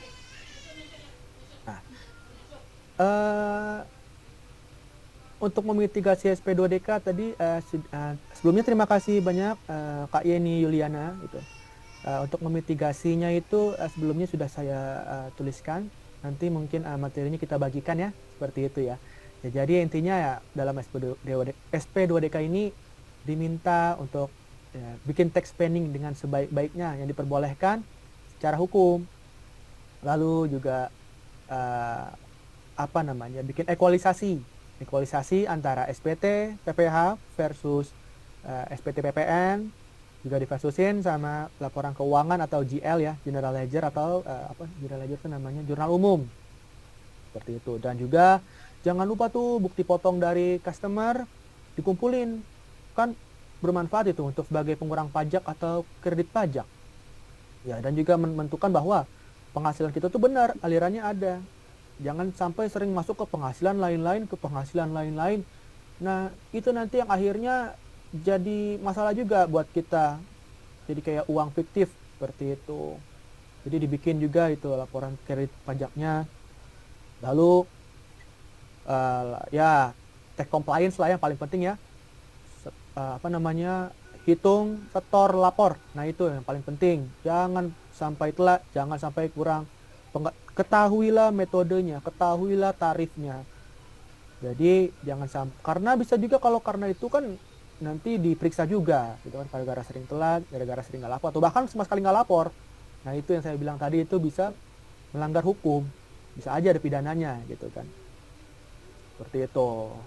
Terus juga nih, buat teman-teman, jangan lupa buat misahin nih rekening pribadi sama rekening perusahaan, terutama teman-teman yang masih punya usaha CV, ya CV. Nah, itu sering banget itu kekeliruan, entah itu komisi larinya ke rekening pribadi, gitu, agent, sales dan lain sebagainya gitu. Itu hati-hati banget karena kita harus komit ketika kita sudah membuat CV, membuat PT dan membuat usaha-usaha lainnya gitu kan ya. Nah, itu harus komit yang mana uangnya untuk perusahaan, yang mana uangnya untuk buat kita sendiri, ya, yang mana pembelian yang bermanfaat buat perusahaan, yang mana pembelian bermanfaat buat diri sendiri. Ya, sebenarnya sih sah-sah aja untuk membebankan biaya-biaya yang gak berhubungan dengan kegiatan 3M. 3M itu kegiatan yang istilahnya berkaitan dengan jenis usaha kita. Ya, menagih, memelihara, dan satu lagi saya lupa itu apa. Nah, seperti itu. Ya, jadi teman-teman juga bisa merespon SP2DK juga ya, kepada AR gitu. Jangan sampai ditarin-tarin. Langsung aja respon, kan 14 hari itu kan cuma memberikan tanggapan. Bukan diminta mencari bukti supportnya seperti apa, enggak. Dimintain tanggapan. Nah, seperti itu ya. Dan juga ini teman-teman laporin semua penghasilan harta yang diterima ya. Seperti itu karena ya prinsip pajak sendiri itu kan adalah setiap tambahan nilai ekonomis yang dapat digunakan untuk konsumsi atau menambah kekayaan si wajib pajak. Ya, jadi semuanya itu dikenakan pajak, dilaporkan gitu. Kalau tidak dipotong ya udah laporkan di SPT tahunan aja. Nanti kan dikenakan tarif PPh badan gitu. Nah, seperti itulah kurang lebih Kak Yeni Yuliana. Ya. Terima kasih pertanyaannya, Kak. Baik, saya lanjutkan untuk pertanyaan selanjutnya nih. Pertanyaan keempat dari Ibu Rita Ningsih. Untuk pertanyaannya, apakah jasa konsultan pajak yang disediakan berbayar atau tidak? Bisa dibantu untuk jawabannya, Mas Reski? Wah, nih, terima kasih nih Kak Rita Ningsih. Kalau memang untuk konsultan kami nih, kita jadi kayak lebih baik berkonsultasi atau berteman dulu nih dengan tim konsultan kita melalui aplikasi Pajakin. Nah, ini emang berbayar. Ya, ada rate-nya ya sesuai dengan di aplikasi dan tergantung kebutuhannya apa. Mau video call, mau Zoom, atau mau ketemuan, atau mau chat, atau mau sesi curhat tanya pajak. Nah, bisa melalui aplikasi Pajakin. Nah, kita analisa dulu seperti apa masalahnya. Dan nanti ya akan kita arahkan ke tim marketing kita. Seperti itu. Jadi tentunya ini berbayar baik secara online maupun offline yang sudah dijelaskan oleh founder kita, Pak Arif. Nah, seperti gitu. Nah, jadi untuk konsultasi atas jasa pajak lainnya ya tidak bisa diselesaikan secara konsultasi dengan aplikasi ya atau online, ya kita bisa menyelesaikannya secara offline gitu, dan bisa menghubungi tim sosial media kami gitu melalui Instagram gitu ya. Pajakin juga nih kadang-kadang juga banyak banget ya memberikan voucher untuk user, jadi silakan dipantau nih aplikasi Pajakinnya juga Instagramnya ya, voucher untuk konsultasi dengan konsultan gitu untuk trial gitu. Jadi ya kita menyediakan apa yang dibutuhkan oleh rekan-rekan. Misalkan rekan-rekan kayak hanya mau di guide, selebihnya terserah mau bergerak sendiri gitu. Minta text planning ya, kurang lebih seperti itu. Oke, kita bisa menyediakan. Atau teman-teman ragu nih sama perhitungannya, ya udah nggak apa-apa, kita bantu hitung, kita bantu lapor, kita bantu setor, kita bantu buatkan bukti potong, kita bantukan analisisnya ya, dan bagaimana cara-caranya biar lebih efisien dan lebih efektif. Ya memang sedikit lebih mahal membayar konsultan, memang ada harganya, tapi ya teman-teman juga nanti akan merasakan manfaatnya gitu. Kedepannya mau bergerak sendiri pun juga bisa. Juga untuk litigasi juga ada kita. Kalau teman-teman lagi dikasih SP2DK ya, atau pemeriksaan, nah itu kita juga ada jasa pendampingan gitu, atau keberatan, banding, dan lain-lain, kita juga memberikan jasa tersebut. Jadi sepanjang itu adalah pertanyaan perpajakan ya kita usahakan, upayakan ada deh untuk teman-teman seperti itu, dan rate-nya itu juga berbeda-beda. Ya, jadi begitulah sekilas dari aplikasi Pajakin dan konsultasinya seperti apa. Jadi teman-teman yang sekiranya mau online aja deh, mau chat aja deh, biar nggak mau offline, mau coba dulu nih secara online, mau lebih kenal dengan konsultannya gitu. Ya wes, itu lebih murah gitu biayanya untuk chat dengan kami melalui aplikasi Pajakin, di-download dulu lalu daftar. Seperti itu jawabannya. Insya Allah bisa menjawab Kak Rita Ningsih. Terima kasih Kak.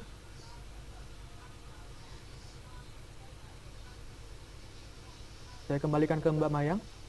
Oke, terima kasih Mas Reski untuk jawabannya. Juga semoga bisa membantu menjawab pertanyaan dari Ibu Rita Ningsih. Saya lanjutkan pertanyaan selanjutnya dari Bapak Arif Mahar Setia Abdi.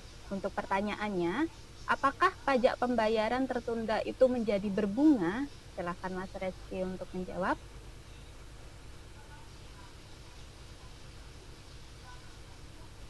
Oke, Kak Arif. Nah ini bagus nih, pembayaran pajak tertunda itu menjadi berbunga nggak ya? Nah ini jadi pembayaran pajak yang melebihi batas waktu itu dapat dikenakan sanksi administrasi pajak, namanya bunga. Ya, yang saat ini tarifnya itu mengikuti tarif bunga dari Kementerian Keuangan yang dikeluarkan setiap bulannya. Jadi tarifnya berbeda-beda ya, tapi sih rata-rata sih nggak jauh-jauh dari 0,99% atau di bawah 1%, seperti itu ya. Jadi untuk pembayarannya gitu. Tapi kalau untuk telat-telatnya gitu, kayak telat lapor, nah itu namanya sanksi denda ya. Beda-beda untuk SPT tahunan badan, untuk SPT PPN, untuk SPT masa PPH, dan juga untuk SPT PPH orang pribadi. Nah, seperti itu berbeda-beda, itu namanya sanksi denda kalau kita telat lapor ya. Tapi ya seperti ini pertanyaan paling bagus nih. Jadi ini benar, kita harus lebih teliti dan mengetahui kapan sih terakhir bayar setor pajak, kapan sih terakhir lapor pajak. Nah itu kita harus benar-benar mengetahui agar jangan dikenakan sanksi gitu. Ya kalau sudah ada sanksi, sudah ada suratnya ditagih gitu ya melalui STP, ya mau nggak mau kita bayar, karena seperti yang saya bilang, ya namanya KPP sekarang sudah berdasarkan komputer. Nah kalau udah pakai komputer itu kan ya sudah tajam, kemungkinan salahnya, kemungkinan missnya itu sangat kecil. Apalagi ntar kita sudah mendapatkan aplikasi baru ya dari DJP online, seperti itu. Ya mungkin teman-teman tahu ya nama aplikasinya apa, cuma saya tidak bisa menyebutkan namanya apa karena belum rilis, kayak gitu ya. Ya inisialnya C. Ya seperti itu ya. Jadi teman-teman pelajari yaitu KUP, HPP, UU PPH, UU PPN, retribusi, pajak daerah, peraturan pemerintah, Kementerian Keuangan, peraturan Menteri Keuangan, peraturan Presiden, dan lain-lain. Di semua situ udah ada aturan-aturannya gitu, termasuk kayak PRDJP lampiran 16 tahun 2016 itu kan untuk ngitung gaji karyawan ya, PP 21 yang artinya upah. Nah itu semua udah tertulis di situ. Tapi kalau memang dirasa berat, nah teman-teman bisa berkonsultasi kepada tim kami, tim Pajakin, tim konsultan atau tax spesialis. Dan nanti termasuk saya juga bisa menjawab kalau memang bertemu dengan saya nanti di aplikasi. Seperti itu. Oh. Oke, Mbak Mayang kurang lebih seperti itu, Mbak. Semoga menjawab pertanyaan Kak Arif Harsiptiadi. Oke, terima kasih kepada Mas Reski telah menjawab pertanyaannya. Saya lanjutkan untuk pertanyaan terakhir dari Mbak Geta Olivia Putri. Untuk pertanyaannya adalah, PT kita mendapatkan SP2DK di tahun 2020 dan sudah membayar kurang bayar lumayan besar. Pertanyaannya, apakah masih ada potensi pemeriksaan kembali di tahun 2020, padahal perusahaan kita sudah membayar atas kurang bayar berdasarkan SP2DK? Terima kasih. Silakan Mas Reski untuk menjawab. Oke, nah ini lebih ke teknis ya. Nah ini tadi niat ini saya pengen bahas sih, tapi di webinar selanjutnya. Cuman karena udah terlanjur ditanyain sama Kak Geta, nah ini Kak Geta nih alhamdulillah nih ya, kebetulan rasa ingin tahunya lumayan tinggi nih. Ya, pertanyaannya seperti itu ya, kurang lebih masih ada potensi nggak sih kita bakal diperiksa lagi gitu, atau diberikan SP2DK? Nah ini jawaban seperti ini kurang lebih Kak. SP2DK itu diterbitkan 1 kali untuk 1 tahun pajak. Ya, jadi jika sudah close, lalu sudah dibayarkan atas hasil penelitiannya ya, atau akibat kebetulan gitu ya. Nah itu kan jadi kurang bayar, nah itu maka SP2DK tersebut ya sudah selesai di tahun 2020. Atau tidak akan ada penerbitan SP2DK kembali atas tahun pajak tersebut. Tapi meskipun demikian ya itu ya saya bilang adanya namanya Riksus, pemeriksaan khusus. Dimana kalau kita itu ada bukti yang bisa jadi bahan tambahan untuk diperiksa yang tadinya tidak ada semula di SP2DK. Nah, bisa aja diperiksa lagi di SP2DK lagi, tapi saran saya selalu menjawab SP2DK itu secara tertulis atau by email biar ada buktinya. Jadi kalau misalkan sewaktu-waktu dikasih surat pemeriksaan lagi kan bisa jadi airnya baru ya, airnya ganti. Nah diperiksa lagi tuh di tahun yang sama, yang sebelum sudah diperiksa. Ya tinggal kasih aja bukti kirim suratnya seperti apa, tanggapannya seperti apa, atau melalui email screenshot aja ke tim AR KPP gitu. Jadi jangan sampai diperiksa 2 kali, jangan sampai membuat diteliti 2 kali. Jadi saya tidak menyarankan untuk menjawab melalui WA. Kalau untuk SP2DK itu jangan pakai WA atau jangan melalui telepon. Walaupun bisa sih sebenarnya dikasih AR kasih pengertian gitu kan, namanya AR kan minta klarifikasi ya. Nah, nggak apa-apa sebenarnya. Cuman lebih baik, alangkah baiknya menggunakan surat kirim melalui pos atau langsung datang ke KPP-nya. Ya, kurang lebih seperti itu. Oh, dan pemeriksaan. Bisa nggak sih habis SP2DK ini diperiksa? Ya bisa. Karena pemeriksaan dan penelitian nih, mohon maaf, penelitian itu kita anggap sama dengan SP2DK. Ya. Jadi SP2DK itu namanya penelitian gitu. Nah, kalau pemeriksaan gimana nih kalau diperiksa padahal di SP2DK? Ya berarti bisa jadi WP tersebut bisa dibilang WP yang mungkin ada masalah, tidak menanggapi surat dari WP dan lain sebagainya. Habis itu diajukanlah pemeriksaan. Nah, seperti yang saya sebutkan tadi, kalau bisa berhenti di SP2DK, jangan sampai menunggu diperiksa. AR mintanya apa ya kita turutin. Minta pembetulan sesuaikan dengan angka-angka yang AR mau. Ada kurang bayar PH segala macam diturutin. Jadi nggak perlu lagi bongkar-bongkar data-data itu untuk diperiksa. Kurang lebih seperti itu. Kak Geta. Baik, terima kasih untuk jawabannya dari Mas Reski. Semoga membantu pertanyaannya tadi. Oke, izin saya lanjutkan untuk mengumumkan pemenang penanya beruntung dan juga pemenang kuis.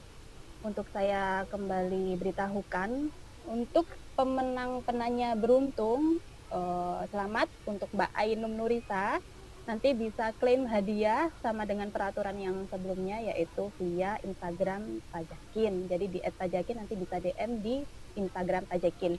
Juga selamat untuk Ibu Rita Ningsih untuk pemenang penanya beruntung. Silahkan DM di @tajakin juga di Instagram Tajakin. Untuk pemenang kuis, izin saya bacakan kembali. Untuk Mas Vicky Firmansyah, untuk Mas Aditya Mahendra, juga untuk Mbak Yeni Sulastri. jangan lupa untuk DM Instagram Pajakin di @pajakin untuk klaim hadiahnya. Sebelum saya lanjutkan, mohon maaf untuk seluruh peserta dikarenakan waktu kami masih hanya bisa menjawab di 6 pertanyaan. Nantinya untuk pertanyaan yang belum terjawab akan dijawab melalui Instagram Pajakin. Jadi jangan lupa untuk pantau terus Instagram Pajakin. Oke, saya lanjutkan. Untuk memperkenalkan platform media sosial Pajakin kepada Bapak Ibu peserta webinar, bisa dibantu oleh tim untuk share screen.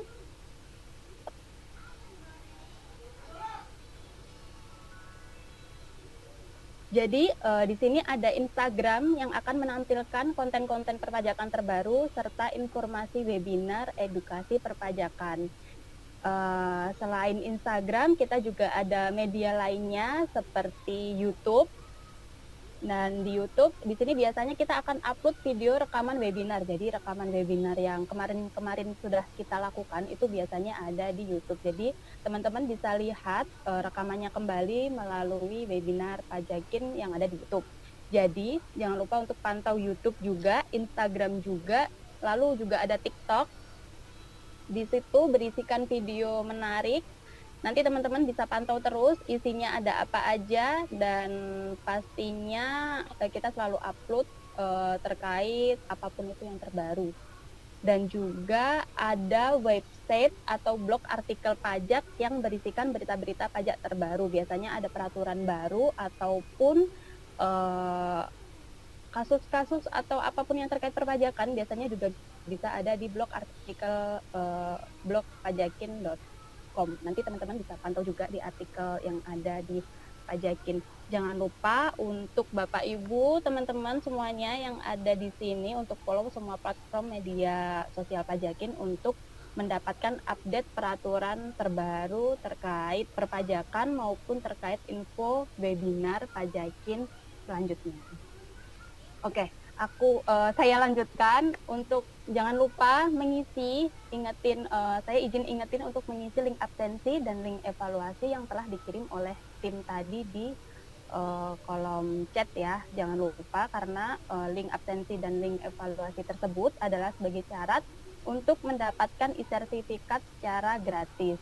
Dan jangan lupa untuk bergabung pada grup WhatsApp webinar yang ada untuk mengambil e-sertifikat tersebut, dan materinya nanti yang telah dijelaskan oleh Mas Reski akan dikirim atau dibagikan di WhatsApp, di grup WhatsApp tersebut. Oke, terima kasih. Kita telah sampai di penghujung acara untuk sesi webinar pada hari ini. Sekali lagi saya ucapkan terima kasih untuk waktu dan kesempatannya, untuk seluruh peserta, juga untuk CEO kita Mas Arief, untuk narasumber kita Mas Reski, dan juga untuk seluruh tim Pajakin yang telah membantu. Semoga apa yang telah disampaikan bisa berguna ke depannya untuk Bapak Ibu peserta, juga untuk Bapak Ibu yang ada mengalami kesulitan dalam perpajakan. Kami dari Pajakin memiliki tim konsultan pajak profesional yang bersedia membantu Bapak Ibu untuk mendapatkan solusi perpajakan yang terbaik dan akurat. Jangan lupa juga untuk Bapak Ibu peserta webinar, tetap gunakan aplikasi Pajakin untuk mendapatkan solusi pajak dalam genggaman. Saya Tulus Mayangsari sebagai MC, memohon maaf apabila terdapat salah kata dan ada hal-hal yang masih kurang berkenan. Sebelum saya tutup, mungkin dari Mas Reski ada closing statement? Wah, sudah alhamdulillah. Terima kasih Mbak Mayang ya. Ya demikianlah informasi yang dapat saya sampaikan ya. Semoga bisa bermanfaat untuk kita semua. Terima kasih untuk rekan-rekan semua yang sudah hadir pada webinar kali ini dari mulai acara hingga akhir acara ya. Jangan lupa untuk share materi webinar ini ke teman-teman yang membutuhkan, dan semoga kita semua usahanya berkah, rezekinya selalu berlimpah, dan kita semua terhindar dari masalah perpajakan. Ya seperti itu ya. Jadi teman-teman juga harus patuh dengan perpajakan dan tertib atas perpajakan untuk menghindari dikirimi surat SP2DK maupun pemeriksaan. Nah, akhir kata, saya ingin berpantun terlebih dahulu sebelum mengakhiri webinar kali ini. Pergi ke pasar mencari rujak, makan rujaknya depan Gang Buntu. Anda bingung masalah pajak, sini pajakin bantu. Oke. Terima Cakep kasih, tuh. mohon Terima maaf apabila kasih ada Mas kesalahan Reski. kata. Semoga kita semua di sini bahagia. Dari saya cukup. Assalamualaikum warahmatullahi wabarakatuh. Saya kembalikan ke Mbak Maya. Waalaikumsalam warahmatullahi wabarakatuh. Terima kasih atas closing statement-nya Mas Reski. Dan terima kasih juga untuk teman-teman, izin saya akhiri untuk webinar pada hari ini. Sampai bertemu lagi di webinar edukasi perpajakan selanjutnya. Saya tutup ya. Terima kasih teman-teman. Assalamualaikum Recording warahmatullahi stopped. wabarakatuh. Selamat siang. Sampai jumpa.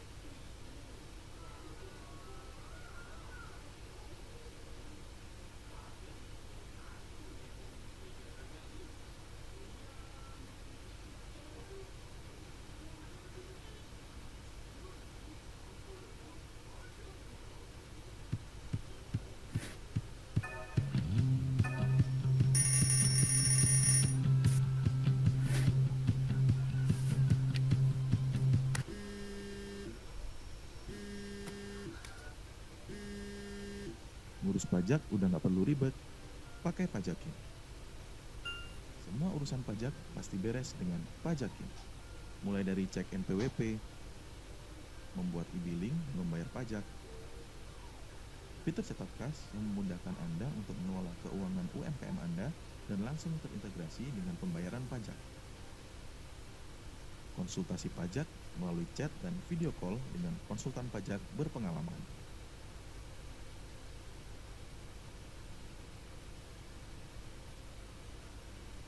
Pajakin, solusi pajak dalam genggaman.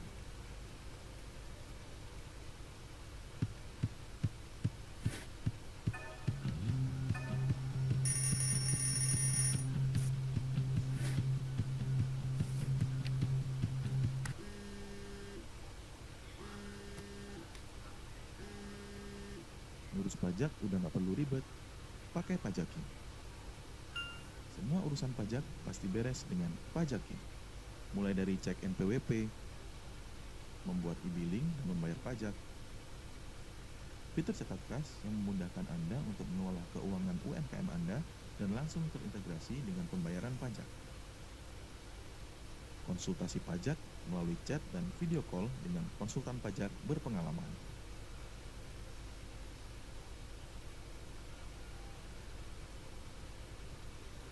Pajakin, solusi pajak dalam genggaman.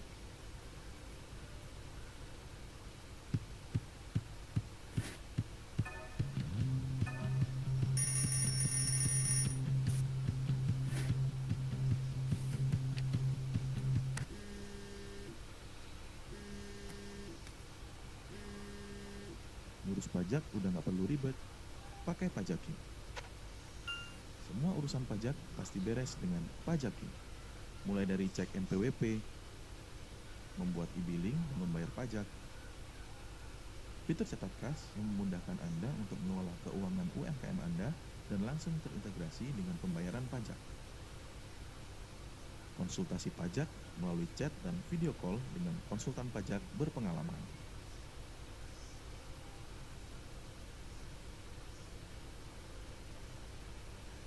Pajaking, solusi pajak dalam genggaman.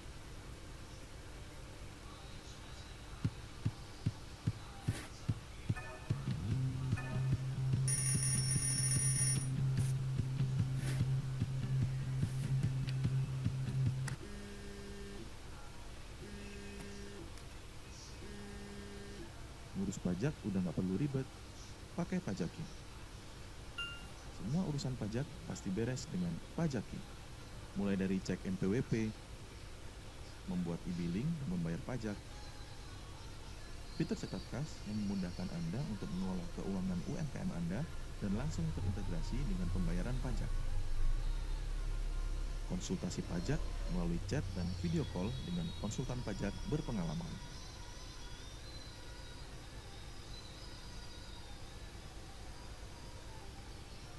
Pajaking, solusi pajak dalam genggaman.